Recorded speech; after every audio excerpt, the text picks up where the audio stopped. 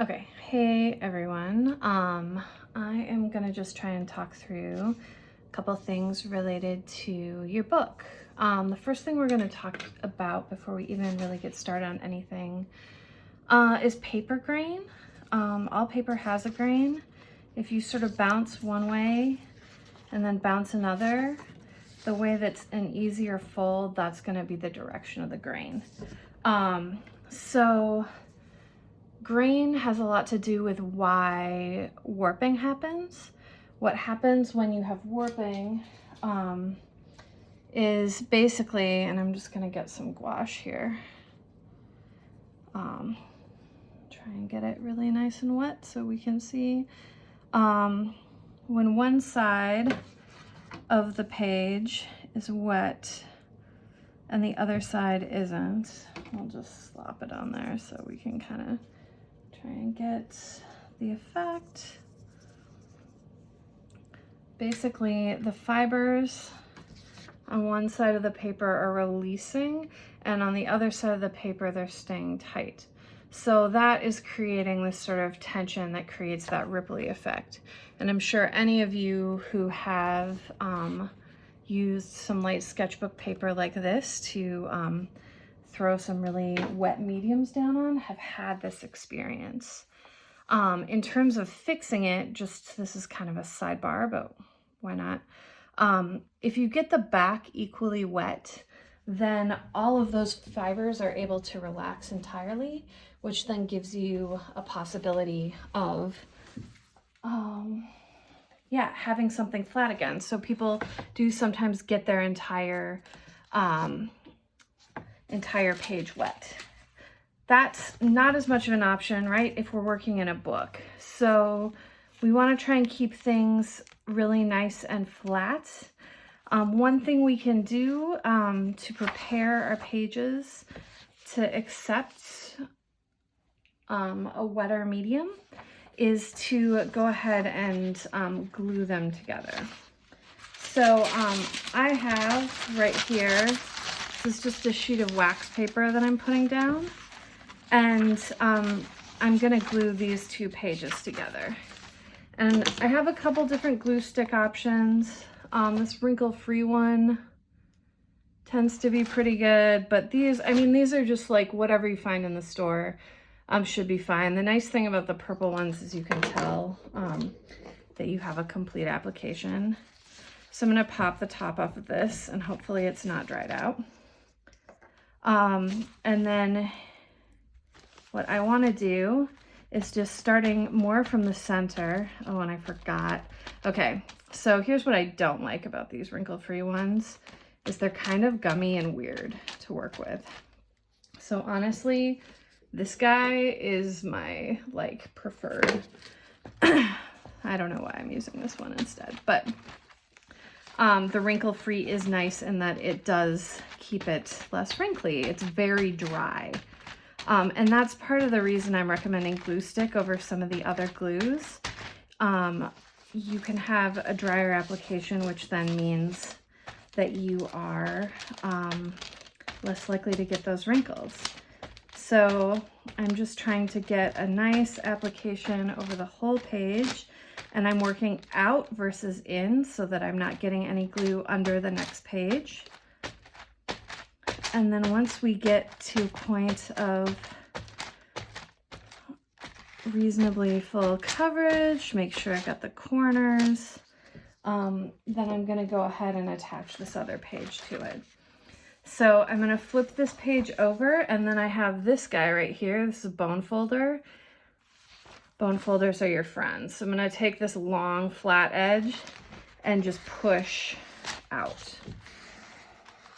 This will smooth any glue that we have out to the edges in case there's any extra, and it'll just make everything nice and flat. So now you have a much thicker page to work with that's gonna hold water a little bit better. And so if I were getting ready to work for the week, I would probably just prep pages one at a time, you know, just kind of like move on. Like, okay, I'm gonna then glue these two together as well. So the same exact principles apply if you were gluing something other than a page to another page. So I am just wrapping up, putting this glue down, and then I have that same coverage, that full coverage all the way around. And now I'm gonna lay in my other page. So just lining it in up top, and then laying it down and grabbing my bone folder and pressing out.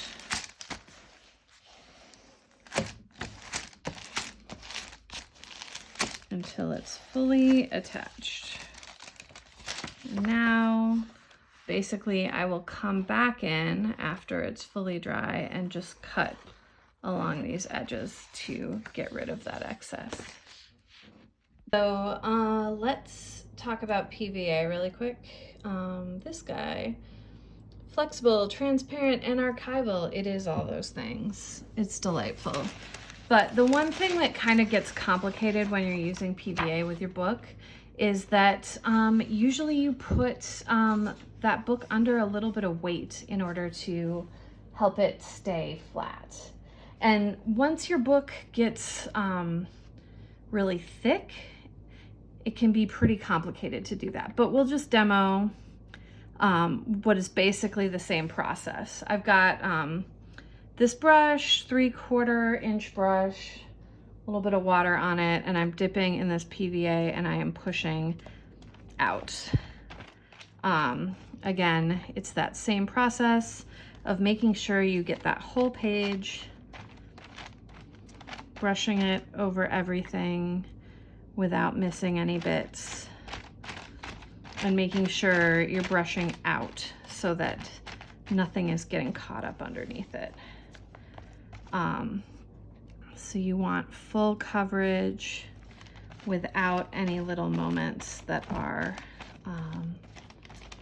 dry in between, because that'll give you the best, smoothest result. So just scooting that wax paper down and getting this last part. And I'm just using a little tray for the PVA, a little plastic tray. Okay, I think we've achieved what we need to achieve. You can also, for this, use, like, instead of wax paper, you can use just like any sort of waste paper, like a you know, printout of some kind that you don't actually want or need. Works just fine as well. You just basically need something to prevent that glue from going on to the next page.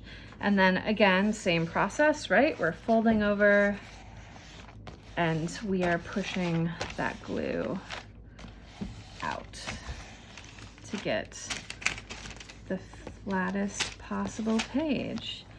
And you can come back in with kind of that edge if you feel like things aren't quite looking as flat as you want, and just do another round of smoothing afterwards.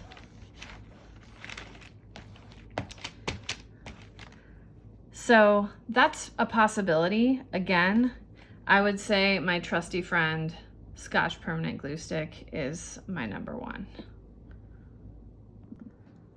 Okay, so something for everyone to think about is prepping your pages in stages. So a minute ago, I just glued some pages together. And the next phase is honestly, especially you can see with this PVA page compared to the glue stick page, it's struggling, right? It's kind of warpy. So it's pretty key, if you're doing this kind of page, that you take a break and just close it up and throw something else heavy on top of it, a couple other textbooks, you know, maybe art history textbook, whatever you got around, something big, and then just give it a minute. So thinking about working between other projects that you have to prepare pages is a really good way to sort of like take a break and clear your mind and just do something manual, but also give your book the time it needs to rest.